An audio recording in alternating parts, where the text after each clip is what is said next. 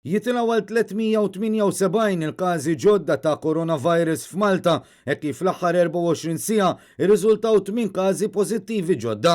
Dan minn 1041 swab test li sar bl-ammont totali ta' tests issa jilħaq 17,057. Fuq nota pożittiva, 28 persuna oħra irriżulta li fihom il-virus bl-ammont totali jitla għal 44. Madankollu uħud minnhom għadhom qed jinżammu fi kwarantina biex ikun monitorat l-istat ta' saħħithom. F'konferenza tal-aħbarijiet, is-Superintendent tas-Saħħa Pubblika, il-Professur Charmaine Gauci, spjegat li fost il-każi ġodda hemm żewġ immigranti residenti fiċ-ċentru miftuħ ta' Ħalfar. Dawn irriżultaw minn 23 swab test li saru fiċ-ċentru fl-aħħar sigħat. Każ ieħor mill-ġodda u relatat ma' Safar b'Malti ta' 61 sena li ritorna f'pajjiżna mir-Renju Unit bl-iskema ta' repatriazzjoni meta diġà kien qed iħoss is-sintomi. Filwaqt li martu riżultat fin-negattiv, l-awtoritajiet tas-saħħa qed isegwu lil dawk il-persuni li kienu abbord l-istess ajruplan.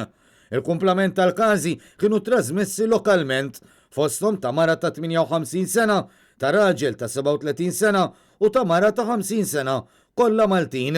Kien hemm ukoll żewġ każi ta' anzjani ta' 73 u 74 sena b'dan tal-aħħar u Gawċi.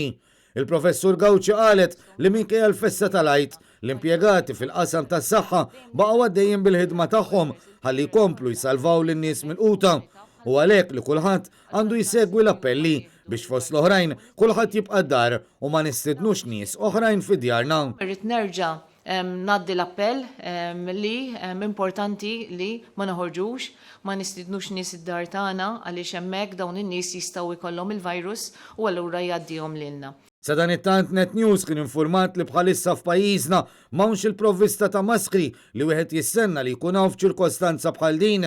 Fost l-oħrajn fir-residenza San Vincenz de Paul fejn Kerer twaqqaf minn superjur tiegħu milli juża l-maskri li xtara u stess għax intqal li m'hemmx biżżejjed maskri għal kulħadd. Iżda sfortunatament meta staqsejna dwar dan, s'issa bqajna mingħajr tweġiba. Minflok kellna tweġiba dwar l-ilbies protettiv li qed jintuża wara li jsir risk assessment tal-post u l-każi rispettivi.